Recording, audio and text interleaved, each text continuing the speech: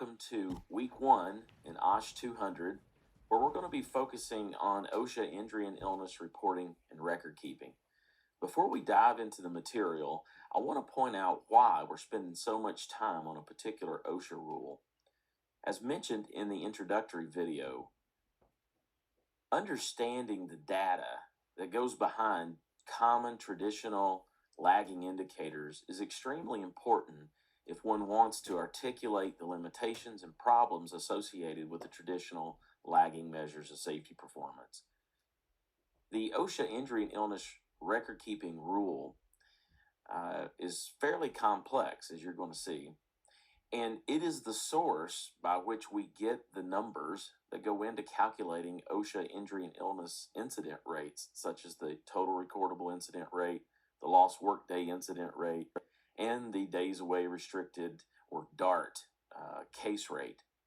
When we understand the rule, the OSHA regulation that determines what is a recordable, what is a lost time case, what is a restricted duty or transfer case, we better understand the limitations, the problems, and what the data means and the extent to which it is useful for us.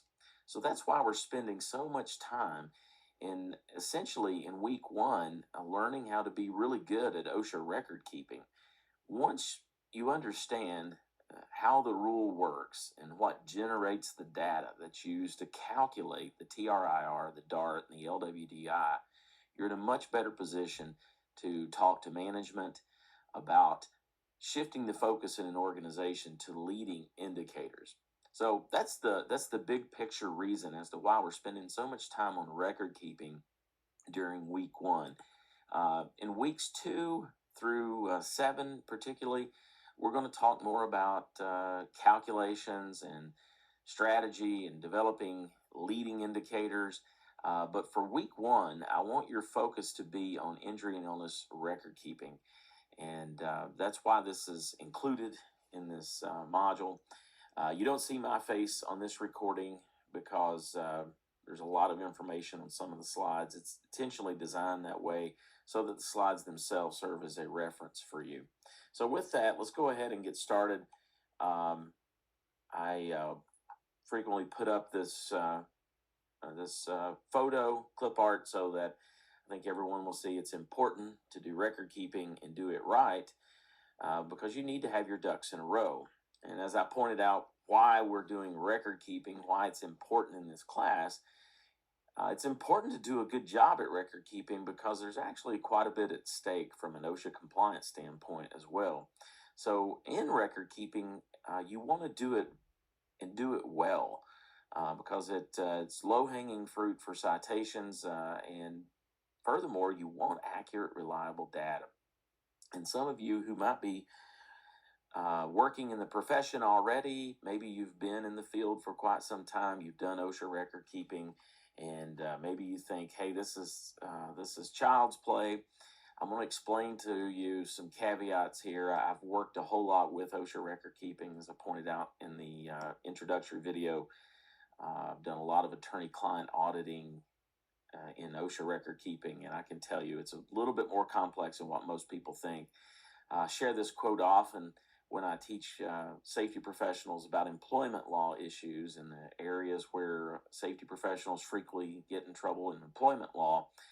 It's a quote by Mark Twain that says, "It ain't what you don't know that gets you in trouble. It's what you know for sure that just ain't so." And so many times I ran across folks in record keeping who are very confident in that they know the answer to a particular challenging question.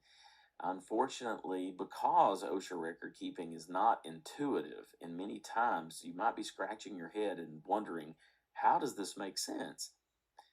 It's because it's not an intuitive rule, and sometimes the answer is simply that's what the rule says. There's no logic to be found in some of the conclusions we reach in OSHA record keeping, and that's why I want you to understand this, because you'll then see why understanding the rule and the nuances and the data that comes from it is not always an indication of safety performance. In fact, it seldom is. I would be remiss if I didn't discuss reporting as well as recording. The record keeping part is really what's most important to this class, but contained in the same OSHA record keeping, or same OSHA rule, I should say, is the reporting requirements. And that deals with picking up the phone and calling OSHA when you have a serious injury or a fatality. That's contained in the same OSHA rule, 29 CFR 1904. You're assigned to focus your reading on 29 CFR 1904.5 through point 11. Those really deal with the record keeping portions. If you go on down in the rule, you will find the reporting requirements for contacting OSHA when you have a serious injury. So we're gonna talk about the reporting in this lecture, but not in great detail. We'll spend most of our time focusing on the record keeping part. But do keep in mind there's a difference. Reporting is when we have to pick up the phone and call OSHA when we've had a fatality, a hospitalization, an amputation, or the loss of an eye. Recording is what we maintain at the facility. And we're going to talk about those forms in a minute. I told you it's important for you to have your ducks in a row, both with reporting and record keeping. I told you why it's important to this class, why it's important to safety measurement, but I want to tell you and reiterate why it's important from an OSHA compliance standpoint. Again, I would be remiss if I didn't say that.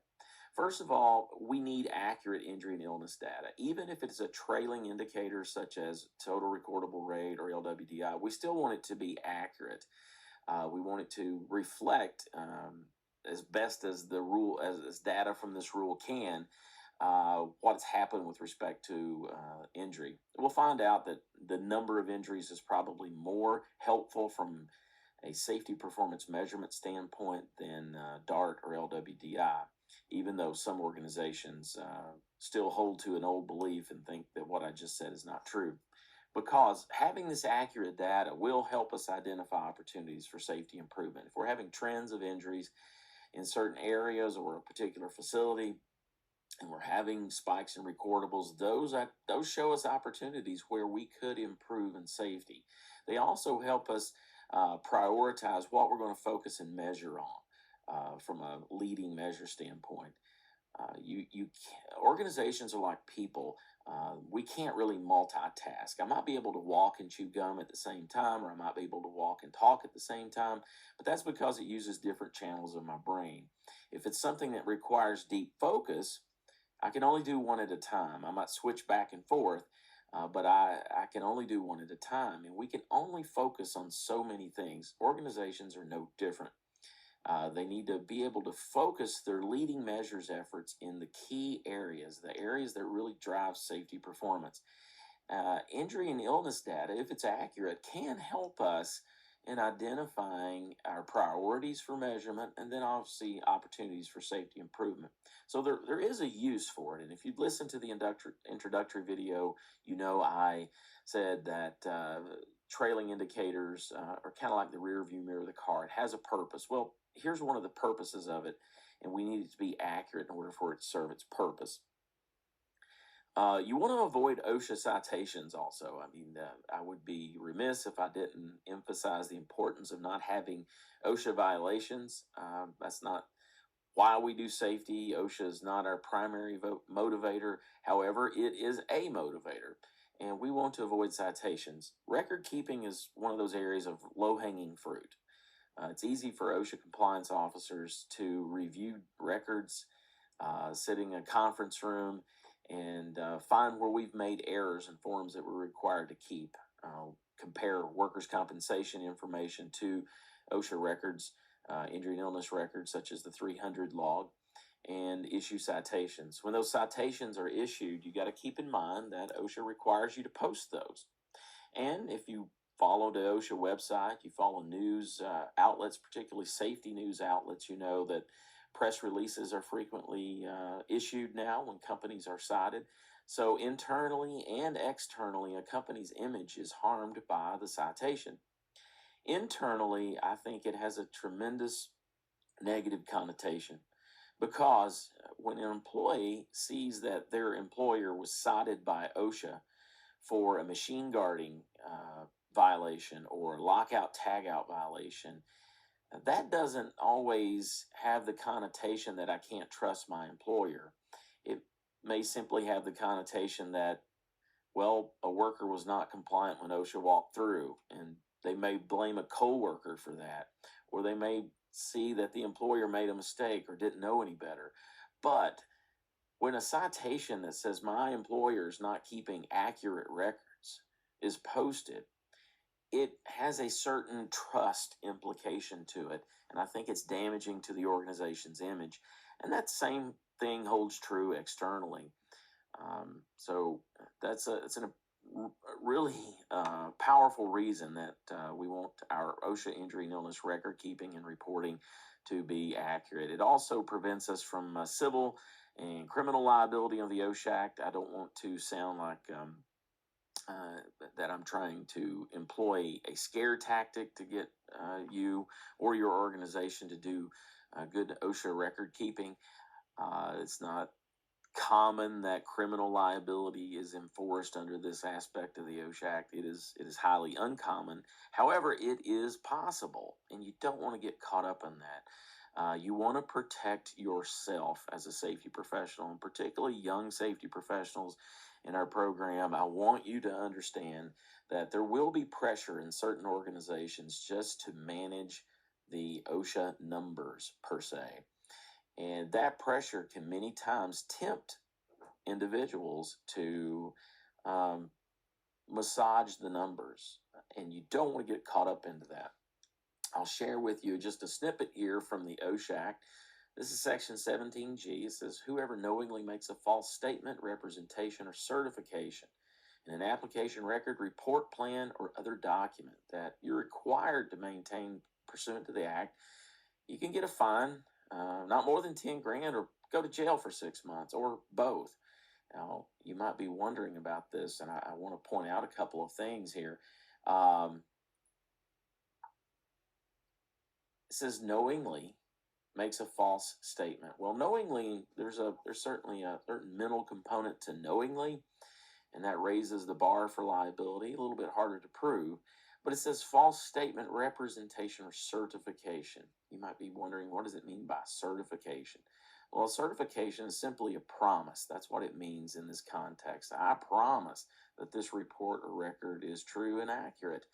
And if you knowingly make a false representation or certification in a record, such as the OSHA 300 log, that would fall under the auspices of Section 17 of the OSH Act.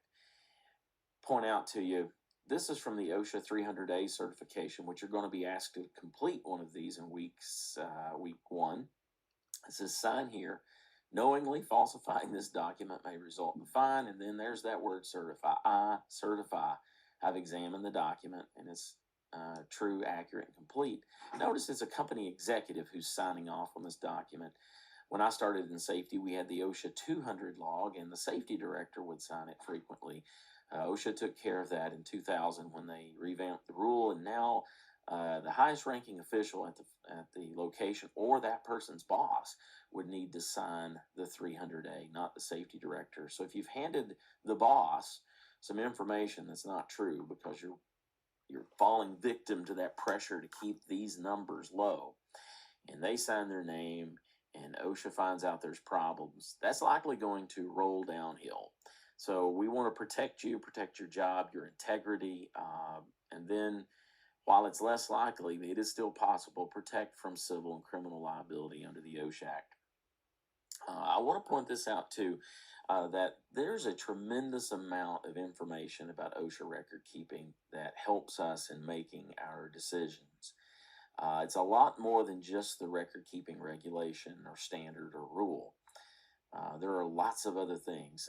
When I was an attorney and doing OSHA record keeping regularly, still do occasionally, but at one point in my career, I did a lot of attorney-client OSHA record keeping auditing. I might frequently be locked away in a conference room, no access to the internet, and I would bring some of these documents with me because it's impossible to memorize all of this. You would have to go back and reference things. And this would, if you put just the key parts of all of the documents I've listed here on the screen in resources and authorities, it would fill up about 2 3-inch 3-ring binders. So I would lug those things around with me. And I didn't even have all of this with me. I just had the most probative portions of each of these. Let's go over those real briefly. Um, First and foremost, the OSHA record keeping rule. That's where we go. That's the starting point in examining whether something's recordable or not, whether it's a lost time case or not, whether it's restricted duty, what kind of injury it is, how we count the days. That rule, the record keeping regulation, is where we start. That is the law in its primary source.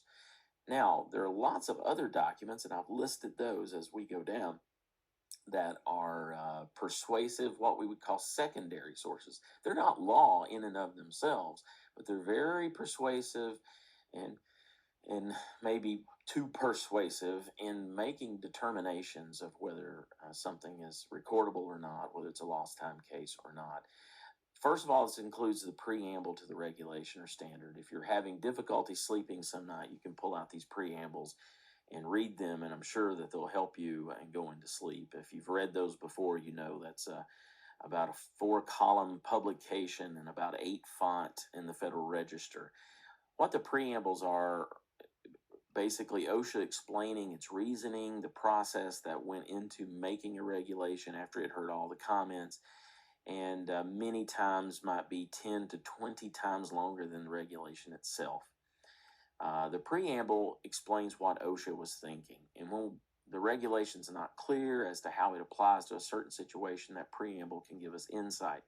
Now, it takes some digging. It's not easy to navigate the preambles to the standards, but I want you to be aware of those. Also, OSHA's letters of interpretation, they're out there on the internet. There's probably more letters of interpretation. Well, I shouldn't say probably. I know this for a fact because a graduate assistant at EKU has helped me in examining that. More letters of interpretation dealing with record keeping than any other OSHA regulation.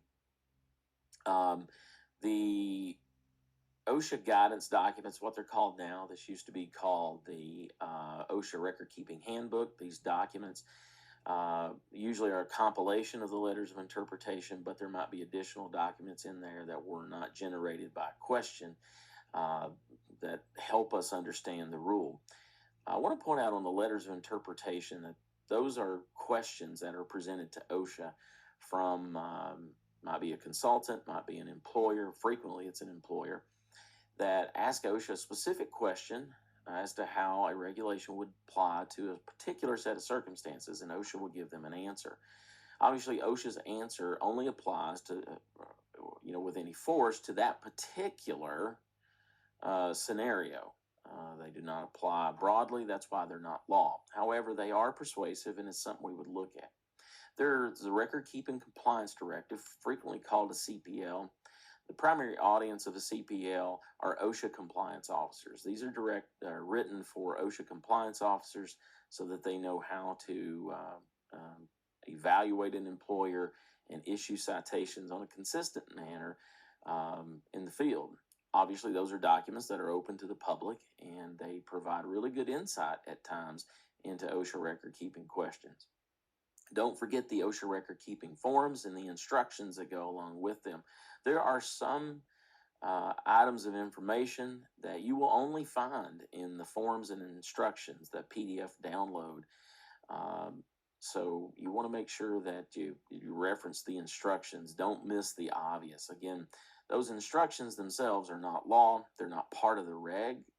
They're put out as a matter of OSHA policy and to help the end user. They didn't go through a rulemaking process for the instructions themselves. So, but don't fail to look at those. An example of some things that you'll find in the instructions is how you classify something as an illness versus an injury or a skin disorder or a respiratory disorder.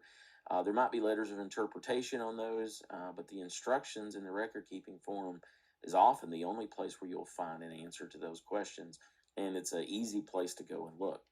Finally, there are the OSHA Review Commission decisions. The official reporter for this is BNA. Not everyone has access to BNA. We do not currently have access to the BNA OSHA reporter here at EKU. We do have access to Westlaw. Many of these decisions are published there, but not all of them.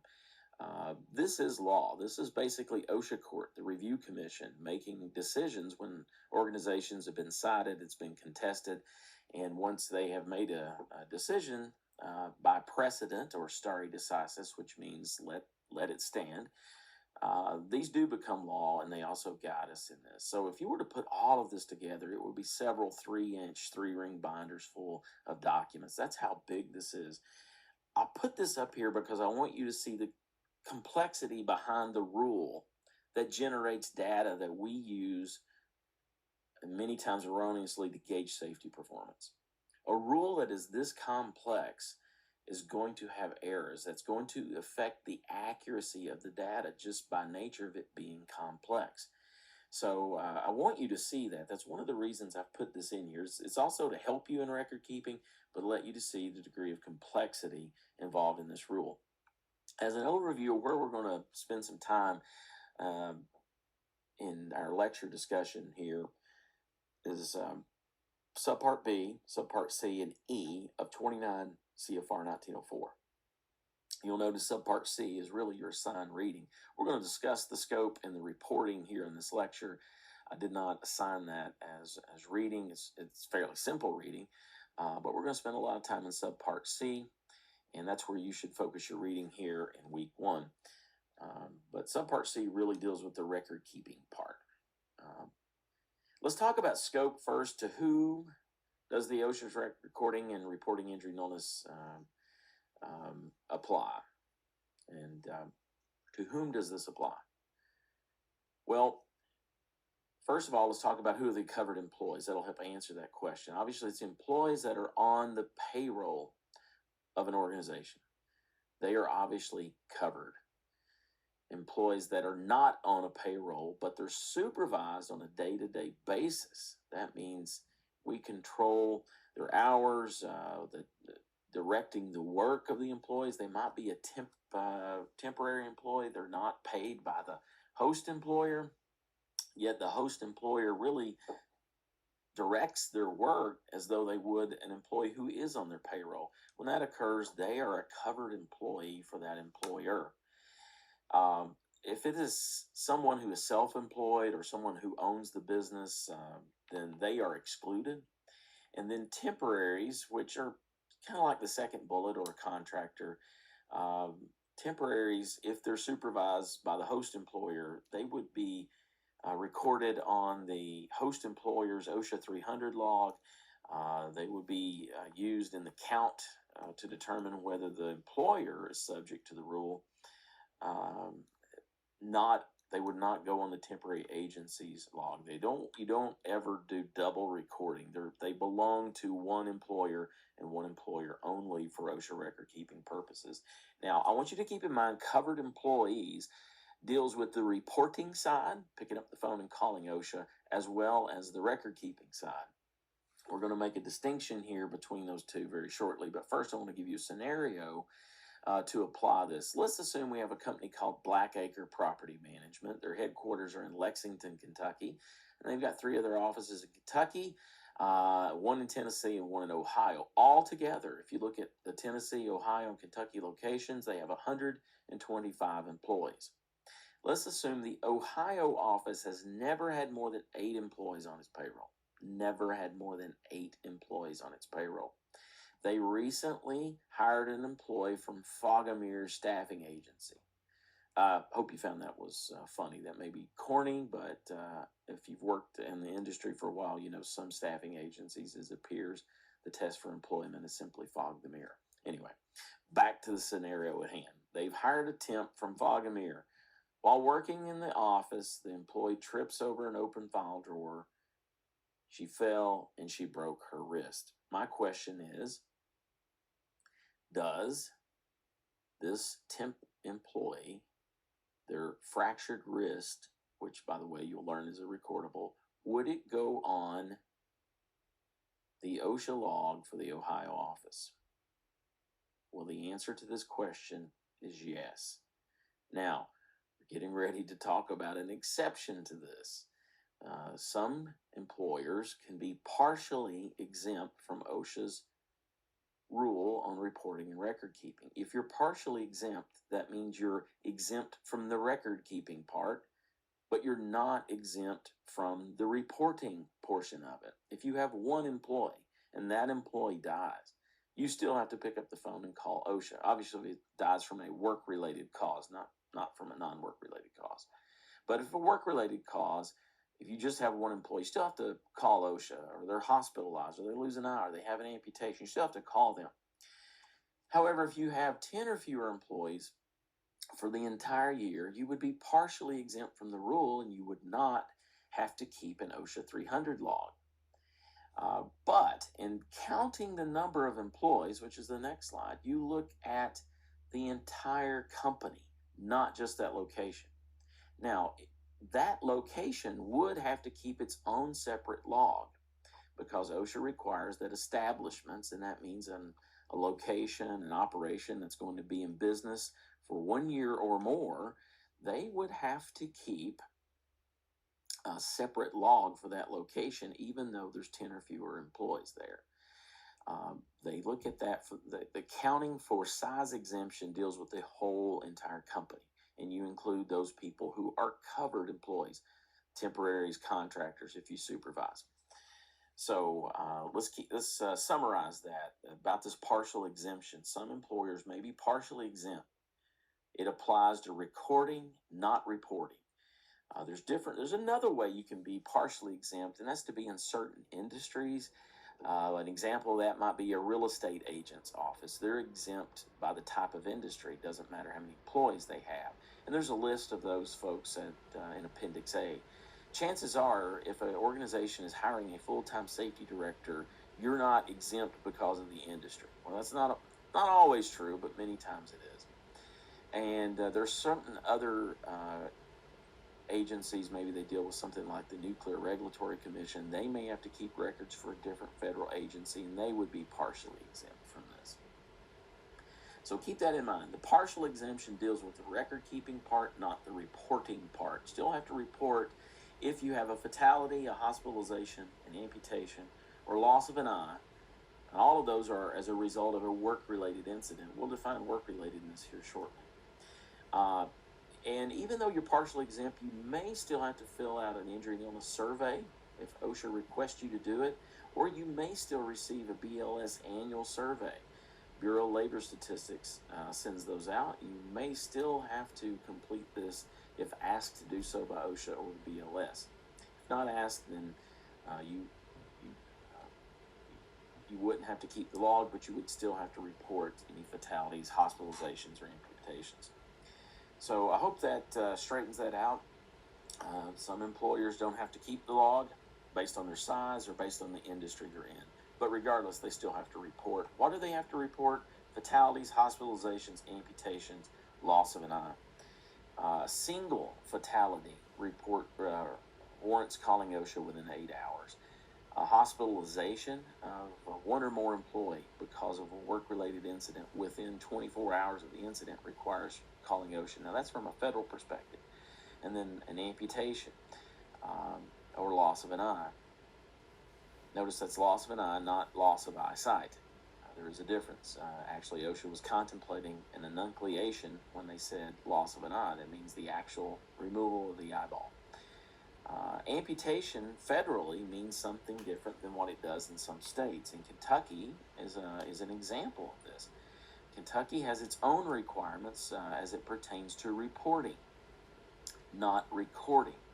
And I'll share some information with you here because I want you to be aware that when it comes to reporting serious injuries, there might be a different standard if you're in a state OSHA plan. For example, Kentucky is a state OSHA plan. There's state OSHA in Kentucky. Indiana, as an example, they have the Indiana OSHA. It's a state plan state. However, Indiana does not adopt any of its own occupational safety standards or regulations. They just copy everything the federal does. Not so in Kentucky. Kentucky has some of its own separate rules, just like California, just like Oregon, and some other states. So for reporting requirements, time frames and what requires being reported to the state OSHA. If you're in a state OSHA plan, you really want to make sure you check your state. But when we talk about recording the OSHA 300 log, states cannot adopt their own recording. A state could not redefine what a recordable is or what a lost time case is. And if you think about it, that does make sense, because if we're looking to capture national data on injury and illnesses, we want to be able to compare apples to apples. And that's why federal OSHA does not allow state plans to change the record keeping part. However, they can change the reporting part if they get approval from federal OSHA. However, the requirements need to be supplemental or more stringent. This is an example of where OSHA does use the word stringent. People frequently use that word for everything as it pertains to a state.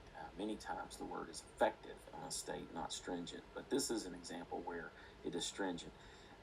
For example, Kentucky has maintained its own definition of a amputation. In Kentucky, it means loss of bone. Federally, it does not have to involve the loss of bone. You can have the tip of a finger cut off. If it's simply flesh, yet the doctor says it is an amputation and not an avulsion, that would be deemed an amputation federally.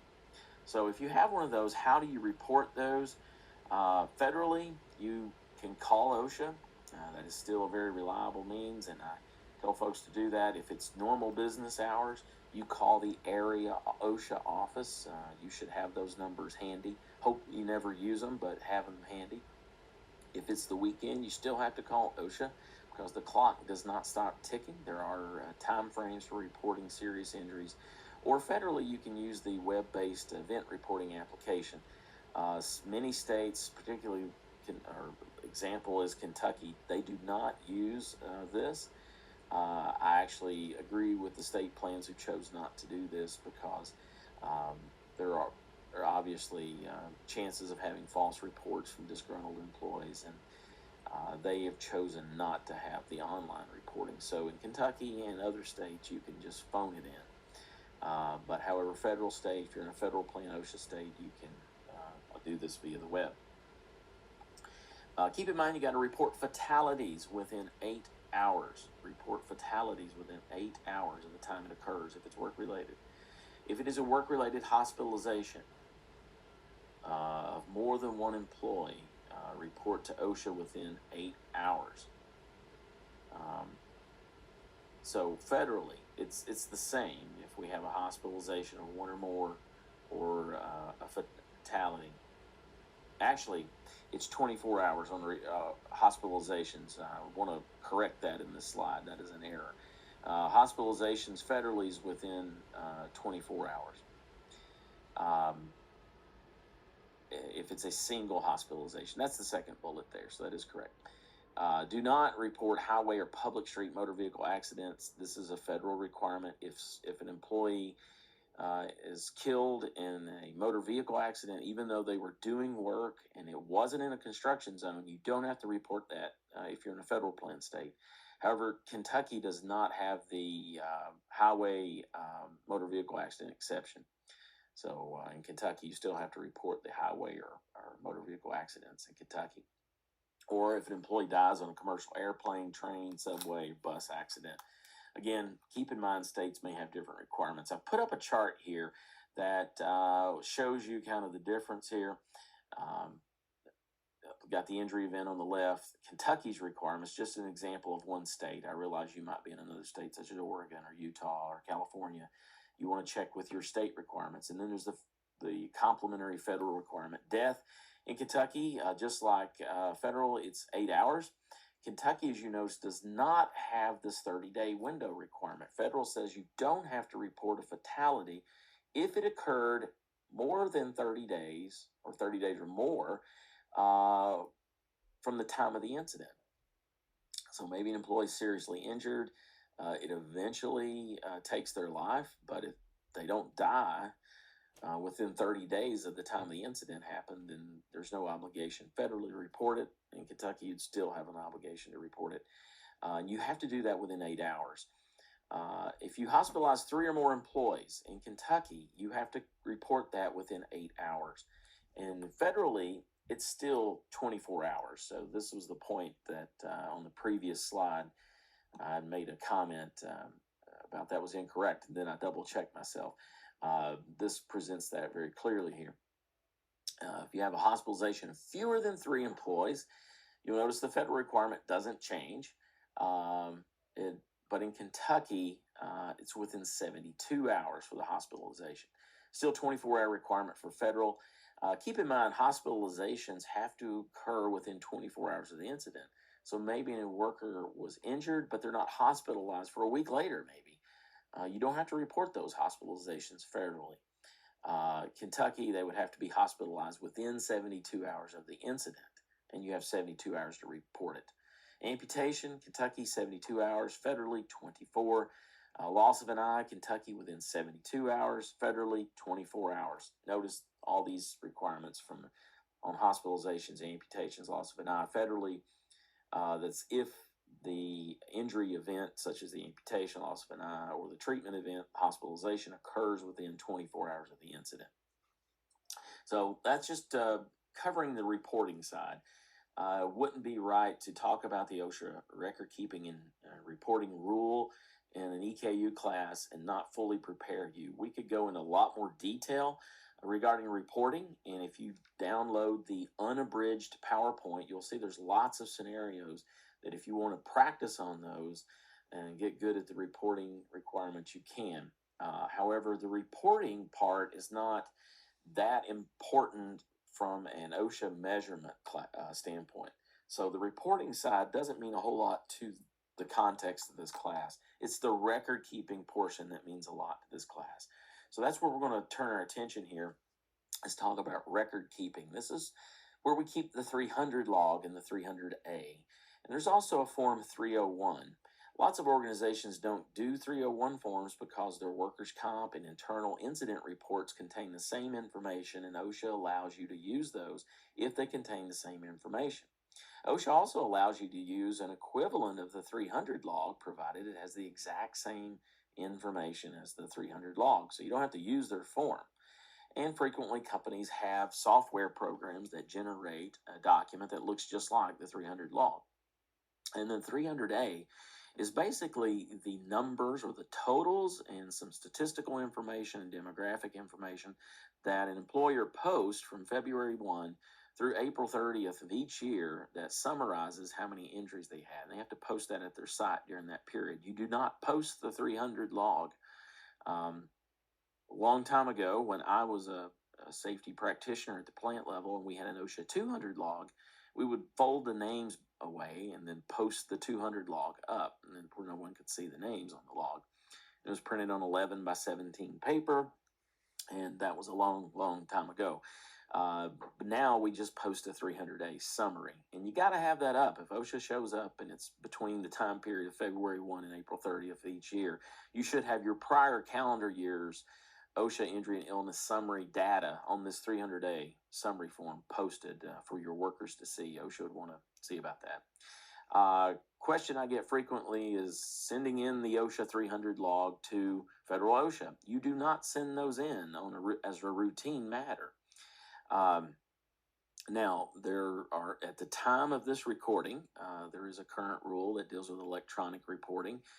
Employers of certain size in the future will be required to upload some of their 300 information if they meet a certain size requirement. There's, at the time of this recording and the development of this class, there is talk about that being changed. We're not sure how long that's going to stay in effect, if it does. So we're not going to spend a whole lot of time here, but up until this point, you haven't been required to send your 300 log in. That may change going forward. At the present time, employers are being required to submit their 300A information to federal OSHA. That's all we'll say about that as far as submitting the information to a regulatory body, because I really want us to focus on what generates the data from this rule. First of all, you need to keep this in mind. Workers' comp and OSHA record keeping are not related to one another. It is merely coincidence that a workers' comp claim that is compensable might also result in an OSHA recordable. Well, quite frequently, that's the case. Most compensable workers' comp claims are also OSHA recordables and vice versa, but not always. Keep in mind that workers' comp law is a state law issue, and they vary greatly from state to state. And it's driven a lot by case law in different state statutes. They don't reference OSHA. OSHA doesn't reference with workers' comp laws. So please do not confuse workers' comp compensability with OSHA recordability or OSHA work relatedness. As I said, they many times overlap. Most recordables are compensable claims, and most compensable claims are recordables, but not all.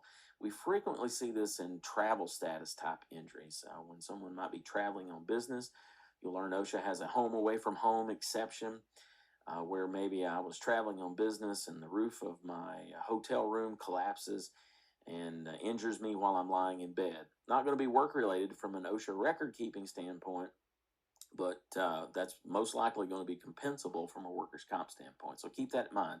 Work related, which is an OSHA record keeping term, does not mean compensable. Recordable does not mean compensable, and compensable doesn't mean recordable. There's no operational law that links these two things together. So what makes a recordable? When we look at 1904, it's 1904.4 through 7 really is where we spend most of our time making a decision. And then there's special things such as needle sticks, medical removal, hearing loss, tuberculosis. That's all covered in 1904, 8, 9, 10, and 11. And then the forms, if you reference 1904-29 for those, if you want to find out more information. But in making a record-keeping decision, the recording criteria, work related in this new case, general recording criteria is where we spend most of our time. So anyway, I want you to read this slide on multiple business establishments. I mentioned it earlier that if you have a business that's going to be, or a location operation that's there more than a year, you got to have a separate 300 log for each of those, but you can keep one OSHA 300 for short-term establishments. Every employee is linked to one of those OSHA logs. Some of you have seen this before, some of you haven't, but if you haven't, this is what the 300 log looks like. This is a copy of the log. You'll notice on the left, I'll start from the left, go right briefly. A case number in column A, that is a number that the employer makes up themselves that they can keep track of their recordables. OSHA doesn't issue a case number. That doesn't have to be the workers' comp claim number. Frequently, I tell people don't. Keep it simple. Employee's name, job title, date of injury, where it occurred. You notice you've got a lot of room to write there. I hope your sarcasm meter is registering when I say that. Then you describe the injury, illness, parts of the body affected, or substance that directly injured them. Notice this is not a root cause section. This is not this is not a good form of incident investigation in column F.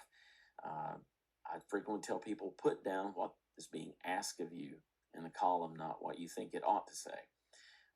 That's the compliance and lawyer in me telling you that.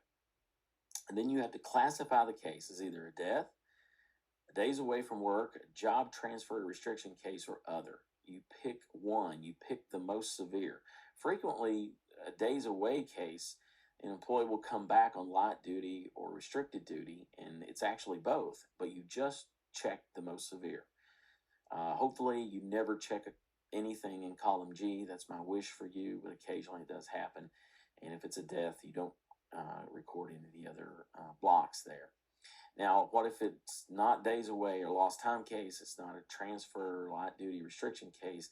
It's recordable, but it didn't involve that. Then you would check column J. And then in the next section, you keep track of the days away from work as well as the job transfer and restriction. You have to count the number of calendar days, not the days they would be scheduled at work. And it's also what the doctor recommends, a professional licensed healthcare professional recommends, or what management prescribes at the company that counts there. Whether the employee worked it or not, you write down what was recommended or prescribed, if you will. The employee does not get to pick those days, though. An employee just chooses to not come to work, even though a healthcare professional said they could. Those days would not count. And you get to cap the number of days at 180 for each column. And then finally, there's the section M, where you're classifying the type of injury or illness. This is what I mentioned earlier. Many times looking at the instructions is where you'll find guidance on how to classify these things, because there's not a lot of information in the other sources I talked to you about. The 301, the form I talked about, it's an incident report. Many organizations don't fill these out because they have an internal form that is equivalent. Please note your internal form must contain all of the information on the 301. If it does not, you'd either have to add that information to your report or fill out a 301 to supplement it. Every recordable is required to have a Form 301 completed for it as well.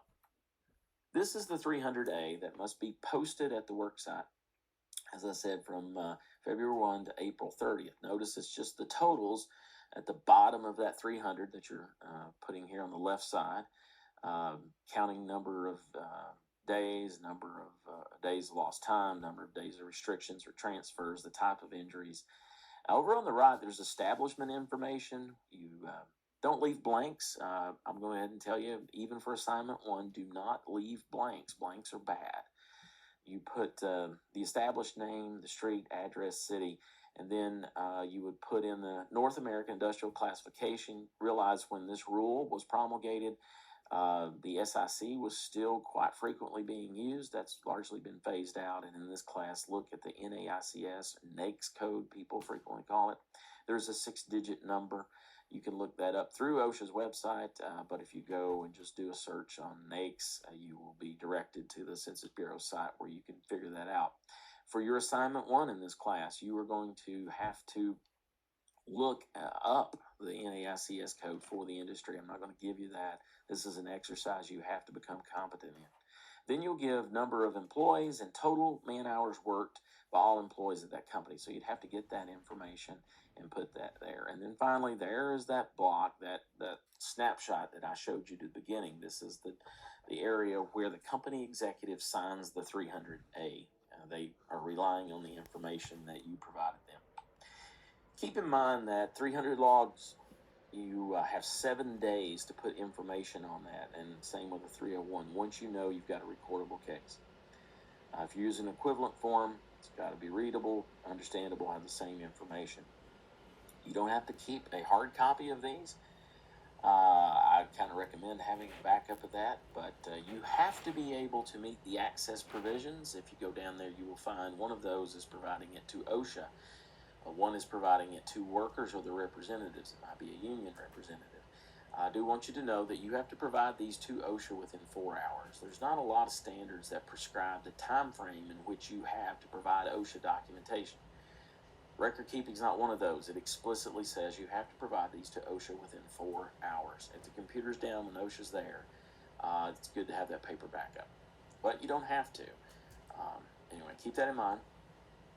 Now, when we start talking about recordability, I want you to know there is a decision process involved.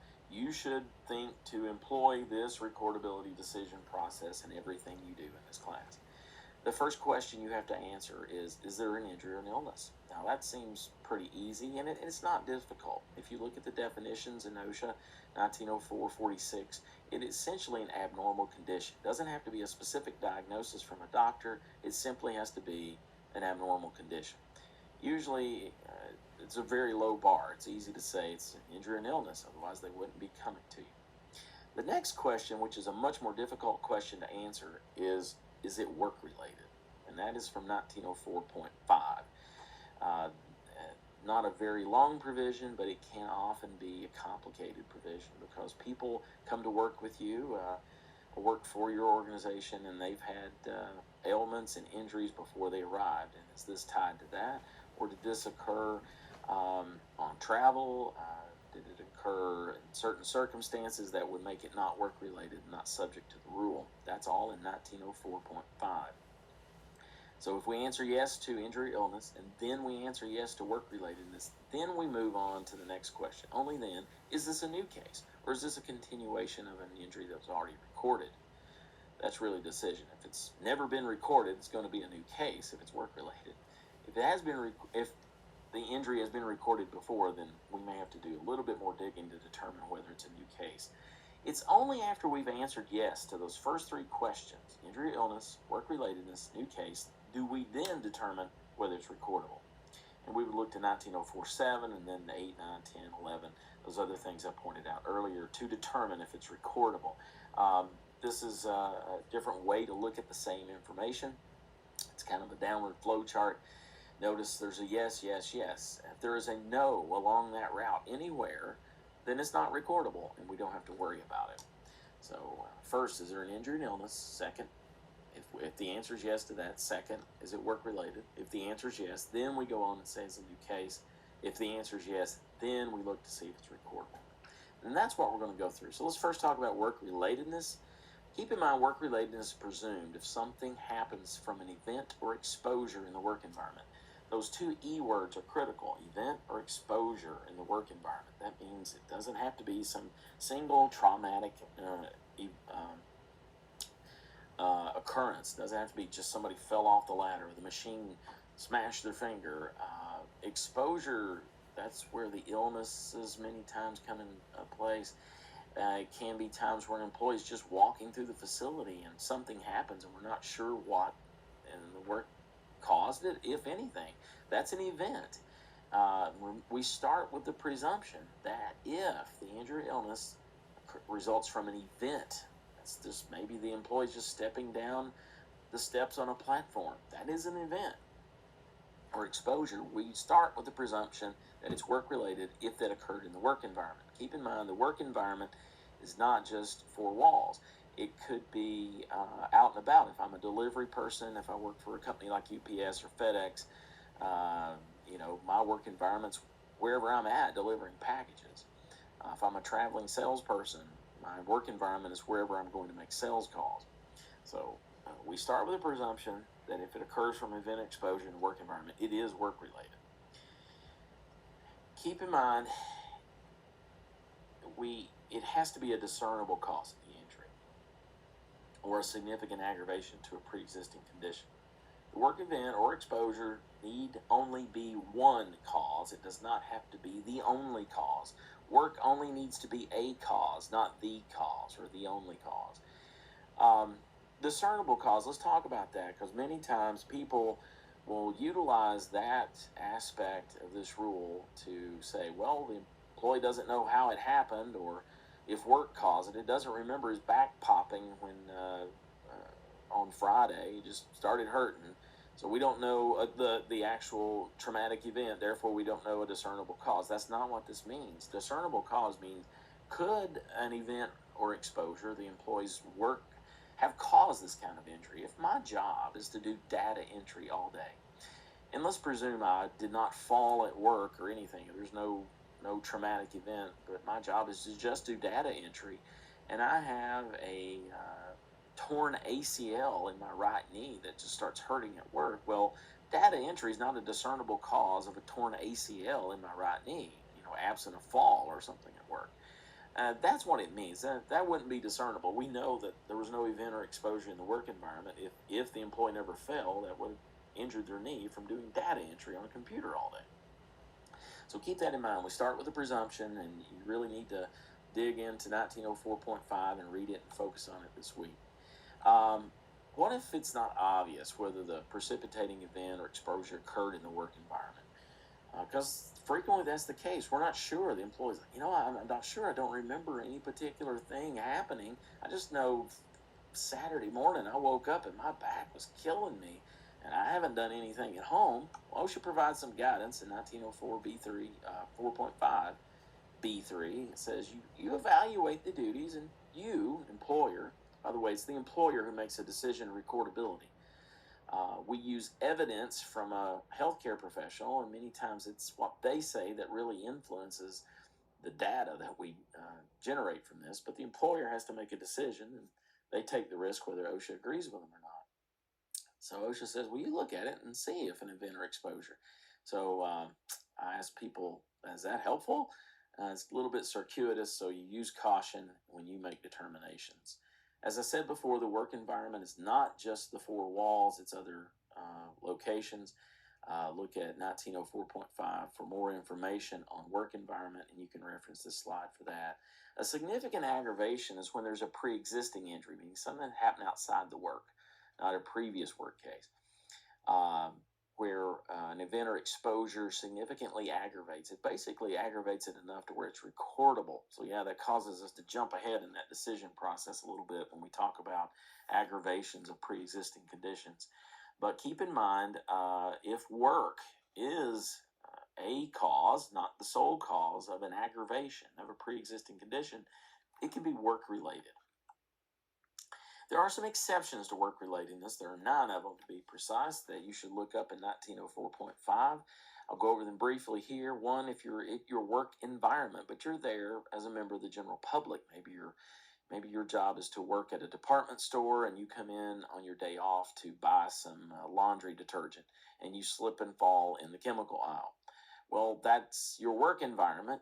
There was an event or exposure, but it's not going to be work related because there's an exception in the rule that says if you're there as a member of the general public, then that's an exception and not work related. And we don't have to go any further in this discussion about whether it's recordable. If it's not work related, it can never be recordable.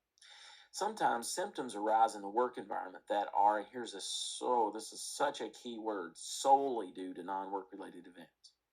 So if I have let's say I suffer from epilepsy and I show up at work, and obviously work never caused me to have epilepsy. I've had it all my life, and I just happened to have a seizure, and there was nothing in the work environment that triggered me having a seizure, then that would just be my symptoms arising in the work environment, uh, and it's solely due to a non-work related exposure, event, or cause.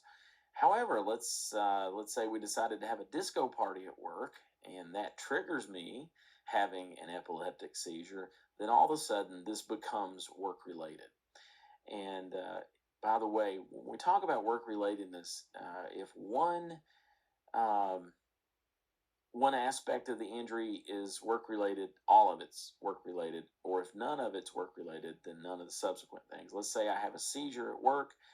Um, and I fall off a platform as a result of having the seizure. Well, if nothing in the work environment triggered that seizure, and it's totally from a non-work related event or exposure, then even though I fell off the platform and broke my arm, the broken arm will not be recordable either. It could be compensable under workers' comp, but it will not be recordable, or because it won't be work related. However, if work triggered me having the seizure, then everything associated with this event is going to be uh, part of the recordability decision process. Voluntary participation in a wellness program, medical, fitness, recreational activity. The key is it has to be voluntary. There are some organizations that will call things voluntary. However, if you really examine it closely, you'll find out that they call it voluntary, but it's not voluntary. For example, maybe an organization has a softball league, and it's totally voluntary to participate on the softball team. Yet we have an employee who is a very good softball player, but has decided not to play or not to come to a particular game.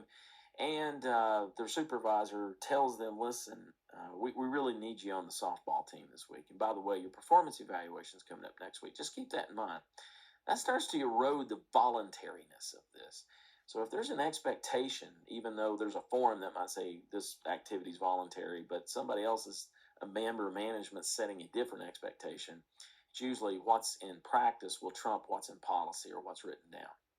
Eating, drinking, preparing food or drink for personal consumption.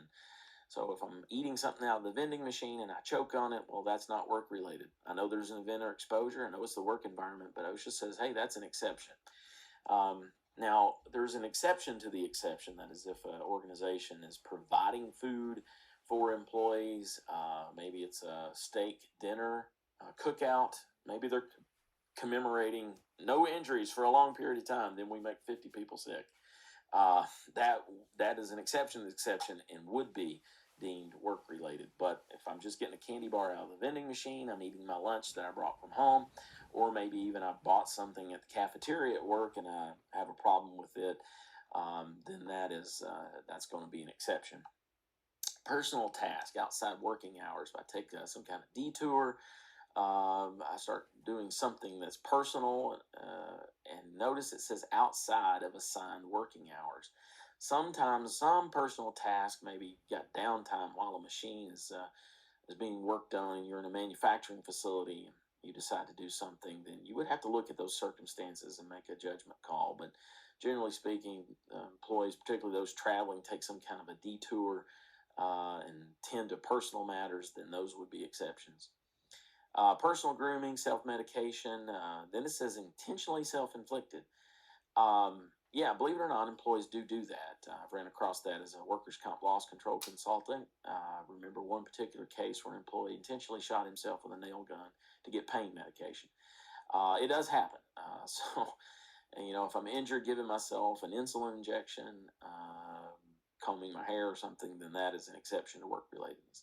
If there is a motor vehicle accident in the parking lot or access road during the commute, I've heard some people talk about the parking lot exception. They think if some employee falls in the parking lot, that is an exception. No, unless they fell because they were struck by a motor vehicle, then that doesn't count. It is a very narrow exception. It is motor vehicle accidents, which can involve hitting a pedestrian, a motor vehicle accident in the parking lot or access road while the person's on a commute. That is an exception. It's not a motor vehicle accident, or it's not a commute. For example, I used to work, my first job in safety was the Federal Bureau of Prisons, where we had trucks that paroled the perimeter of the prison. That's not a commute to work. That's part of their job. So if something were to happen there, even though it's a motor vehicle accident, it would not meet this exception. Common cold or flu. If you catch the cold or flu from a coworker, it's not work-related from OSHA. Even though they may have got it from an event or exposure, it's not work-related. OSHA says we don't want to know about colds and flus. And then the final exception is a mental illness, unless the employee voluntarily provides you an opinion from somebody who's got the qualifications to say it that says it's work-related. In most states, mental illness is not compensable under workers' comp. California, and I think there's probably a couple other states that are the exceptions to that. But states, even like Kentucky, if you have depression or some mental illness as a result of your work, it's not compensable unless it's tied to a traumatic physical injury. However, OSHA says it can be work-related if the employee brings you an opinion from somebody who says it is. Otherwise, not work-related. So keep that in mind. Those are the exceptions. Travel status. If an employee's on travel status and they're injured, if it occurs while they're engaged in work in the interest of the employer, then it is work-related. However, if they've checked into their hotel and they're treating the hotels the same way they would their home, injuries that occur after that would not be, or some kind of detour. Now, maybe the employee comes to their hotel, then they have to go out to dinner to entertain a client. Then that might be different because they would be back engaged in work activities at that point. If an employee works from home, injury and illnesses that occur, they are work-related if they occur while the employee is performing work for pay or compensation. Generally speaking, if the employee is reporting it to you and they were hurt while they were working at work, then that's because it is work-related, or they're going to say they were engaged in work activities. That's all as it pertains to work-relatedness that I'm going to cover in this presentation. You do need to read some of those authorities and sources and dig into that information to give a deeper understanding. New case, let's switch to that. It's a new case if an employee has not previously experienced a recordable injury or illness, same type, same body part, or they have had a recorded injury of that same type, same body part from the same event or exposure, but they've completely recovered from it. Then there's another event or exposure that triggers it coming back. Then that would be a new case. Now, if there's a medical opinion regarding whether a case or an injury had resolved, you've got to follow that medical opinion. And some things where being re-exposed to the same contaminant or the same irritant in the work environment triggers recurrence, you've got to record all of those. An example of that would be asthma.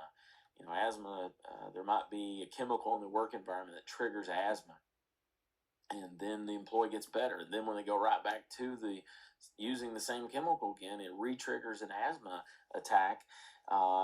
Then that would be a new case if it's the treatment warrants it being recordable. Now, there are some diseases that the signs and symptoms will recur even in the absence of exposure, like silicosis, tuberculosis. Those are types of diseases where the signs and symptoms, they come and go, and they just progress worse over time. That's just the nature of those diseases. This would not apply to those. Once you have recorded silicosis or cancer or tuberculosis or asbestosis, hopefully you never have to do that. But if you do, you record those once. Asthma, rashes, dermatitis, those kind of things, that's different.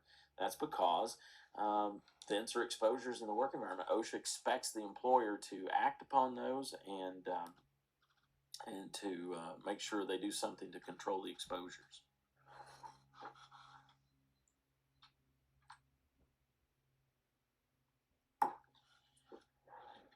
So, if it's work-related and it's a new case, now we determine, is it recordable? And here's the general criteria. If it's a death, it's recordable. That's probably no surprise to you. If it involves days away from work, then that is a recordable. Doesn't matter what type of treatment the employee received for the injury, it's recordable if it results in days away from work. That means the doctor prescribed it or management required it. Restricted work or transfer to another job, same thing. Doesn't matter if they didn't have any other medical treatment, just mere restriction of work or transfer to another job. If it's beyond the day of injury, same for days away from work, that is recordable. Medical treatment. I've put the words beyond first aid because those words beyond first aid really relate back to the OSHA 200 days, pre-2000, back in the 1990s. That was a language. Now it's either first aid or medical treatment. It's one or the other. And OSHA classifies it, but I'll leave that in there because lots of folks in the industry and safety professionals have been around for a while. They still use that language. If they receive medical treatment, it is recordable. And we'll talk about what is medical treatment. If they lose consciousness, that alone is enough to make it recordable, or they have a significant injury or illness that's been diagnosed by a professional, healthcare professional, that is enough to make it recordable. Significant injury would include a broken bone, a chipped tooth, punctured eardrum, cancer. Those are all by themselves, that is enough to trigger recordability. We don't have to look about days away, restricted work, transfer to determine recordability.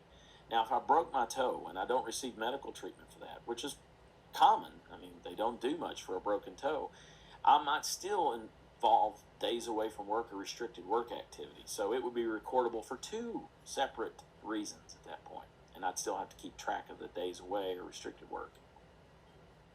Days away, you record it if it's one or more days beyond the day of injury. You don't count the day of injury or illness or the day the symptoms onset. You check that box for days away.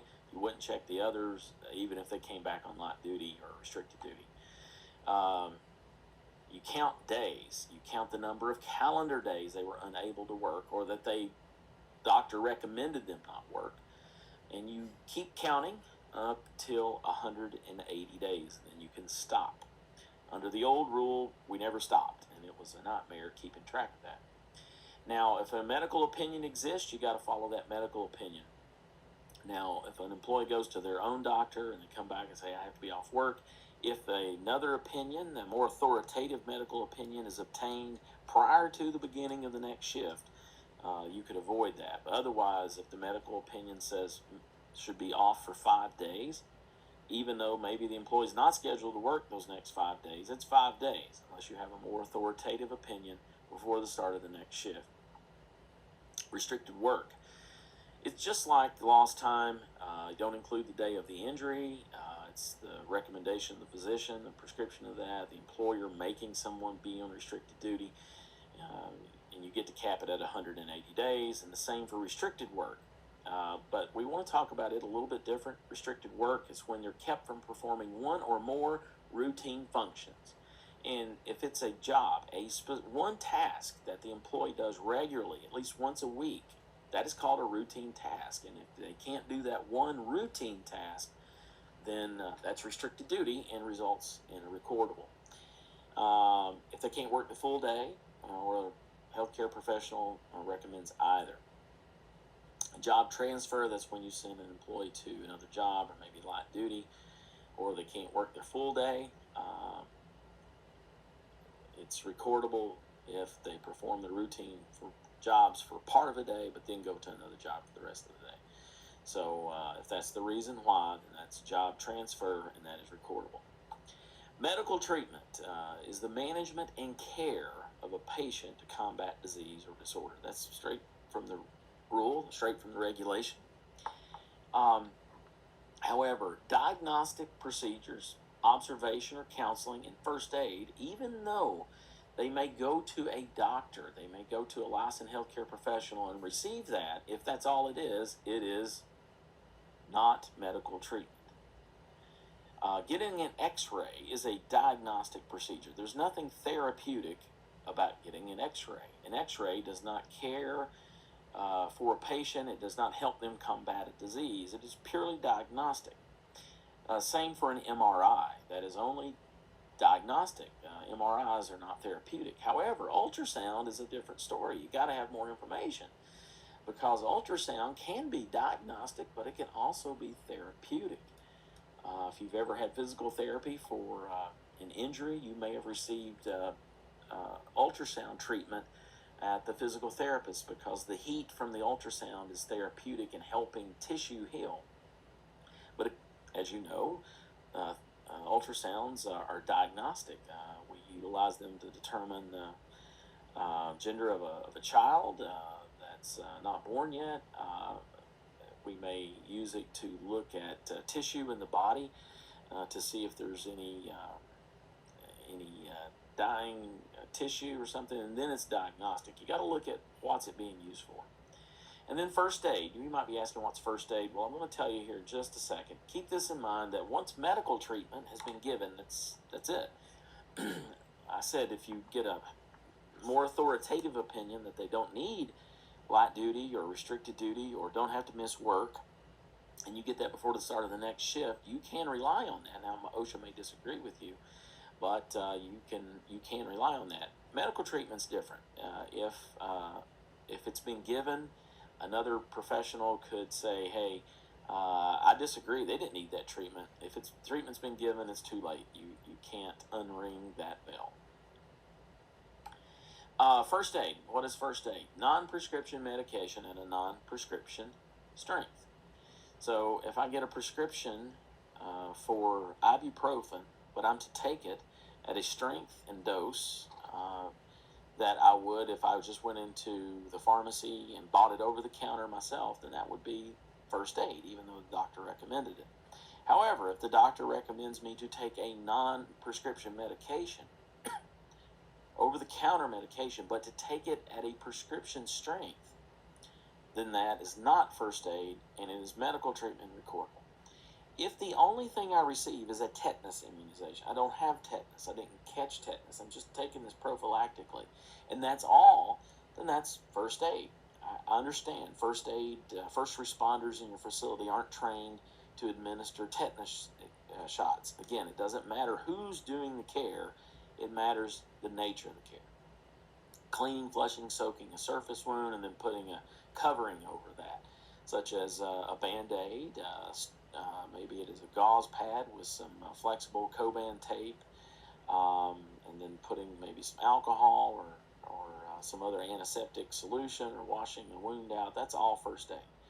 Now, I will tell you, sutures is not. That is medical treatment. And glue, even though glue is available over the counter, there is a specific letter of interpretation from OSHA saying that using wound closure glue is medical treatment, not first aid, even if it's not a doctor putting it on. So keep that in mind. This is a very narrow, finite list. Hot or cold therapy, getting ice or getting heat, if that's all it is, that's first aid. Non-rigid support, that would mean an ACE bandage or Coban wrap to help me heal. Maybe I had a mild sprain or strain. If that's all I have, then that is first aid. However, if you put me in a rigid brace for my arm because I think I have carpal tunnel, then that is rigid support, and that is medical treatment and thus recordable. If you temporarily immobilize someone for transport, we don't know the arm's broke, let's just splint it to be sure. We go to the doctor, get an x-ray, it's not broken, and then I leave, well, that's first aid, temporary immobilization. But if you have to splint me to help treat an injury, that's different. That's not temporary immobilization. Drilling out a fingernail or toenail, getting fluid from a blister, that's first aid. Wearing an eye patch, removing a foreign body from the eye, using irrigation or cotton swab. There's the only two ways you can get foreign bodies out of the eye, and it'd be first aid. Long time ago, under the old rule, people would frequently use magnetic loops to pull pieces of metal out of a worker's eye. I did that myself in the steel industry. That was not medical treatment then. When OSHA changed the rule, they made that, and they said, here's the only two ways to get foreign bodies from the eye, and it be considered first aid: irrigation, eye wash, or cotton swab. Splinters, foreign material, other simple means of like an eye irrigation or something like that, tweezers, cotton swabs, that is going to be first aid. Simple means, an example of that is what we call a splinter out. It's a little strip of metal, extremely sharp, tiny point that we could dig it out. But if you go lancing someone's skin to get a foreign body out, then that's a problem. Don't do that unless you're licensed to do that. Finger guards, putting those things on your fingers to protect against exposure or something, prevent chafing, dermatitis. If that's all it is, that's first aid. Massage is first aid. Not physical therapy. Physical therapy, or anything like physical therapy, besides a massage, is considered medical treatment. And then just drinking fluids for the relief of heat stress is first aid. That is the list of first aid. If it's something that's not on the list, that's treating or managing care of a patient, or is therapeutic, then it is medical treatment and it is recordable. If they lose consciousness because of a work-related incident, it's recordable. End of discussion. Cancer, chronic irreversible disease, fractured, cracked bone, punctured eardrum, those are the significant diagnosed injuries. So those are all automatic recordables. Let's talk about bloodborne pathogens. If you get a needle stick from a sharp object that's contaminated, that means it came in contact with somebody else's blood or OPIM, potentially infectious materials, that is going to be recordable. You do not have to acquire a bloodborne disease, and the person's blood who came in contact with the needle or sharp object that punctured the skin of the employee at hand, they don't have to have that either. It's contaminated if it came in contact. This is really consistent with OSHA's bloodborne pathogen standard.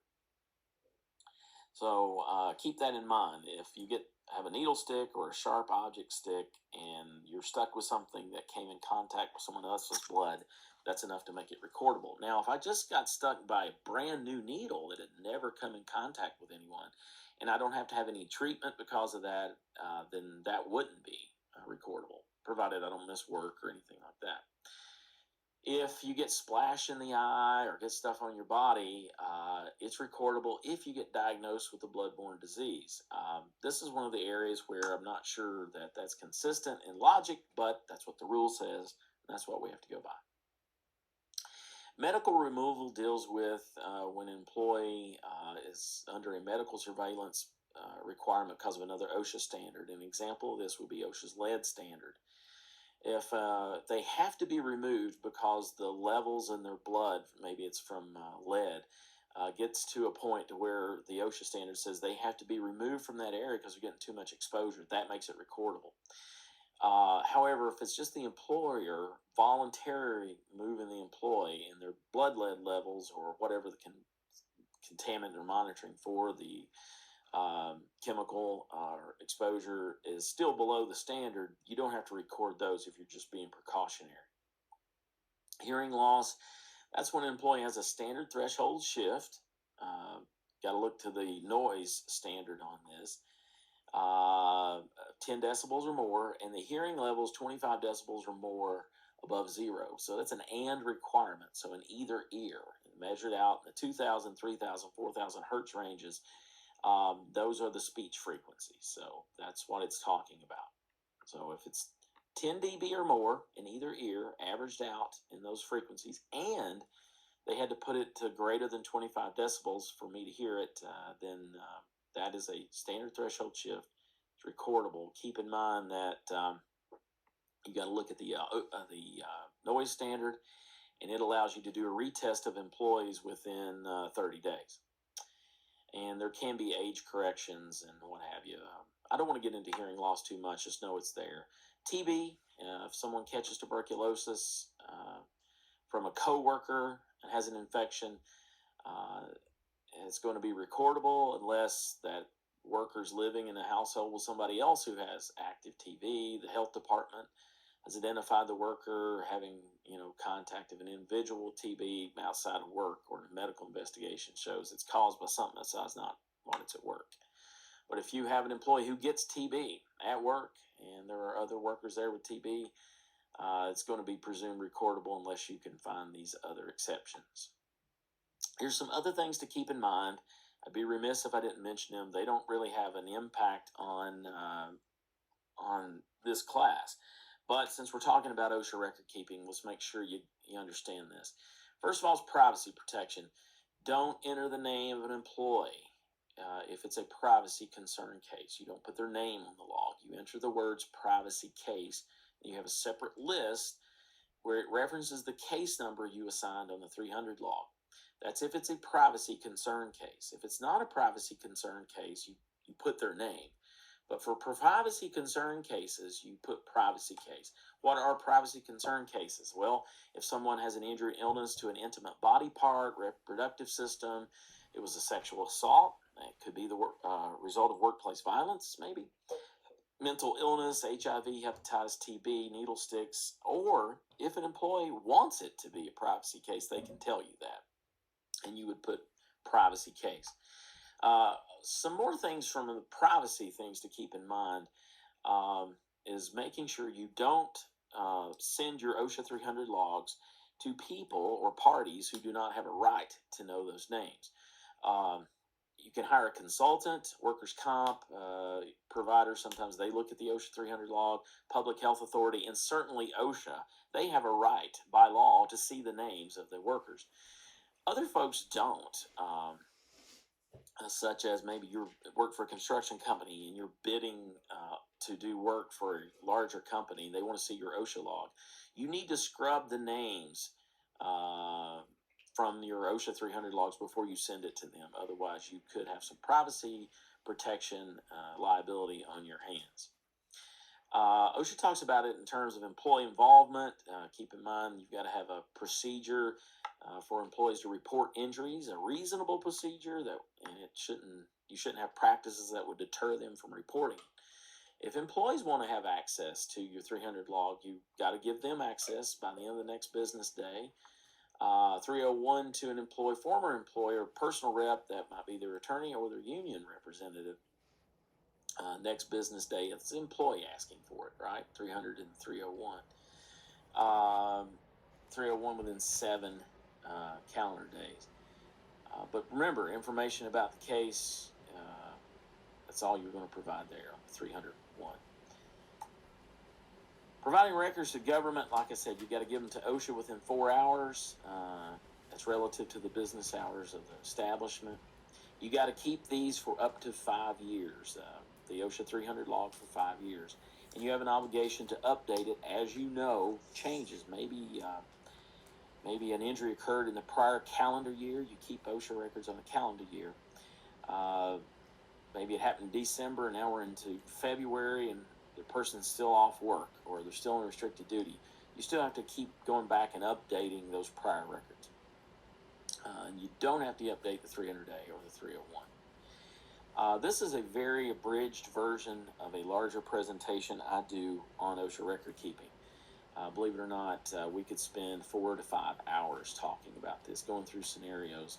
this is the basis for you, and hopefully help set the stage as you look at and read the OSHA record keeping rule. That's what I want to encourage you to do, is you to spend time in the rule. You have scenarios that you have to work on as part of week 1, and I really want you to dig in the rule and find the answers to the injury scenarios you're given. You're going to have to make recordability decisions. So, and fill out one of these 300 logs. If you have any questions, be sure to reach out to your instructor or your facilitator. I hope you enjoy week 1, and look forward to you developing and further strengthening your understanding of OSHA record keeping, and how the rule associated with this is what drives the data used to calculate the lagging metrics of safety performance, known as the recordable incident rate, the lost workday incident rate, and the DART case rate. Thank you.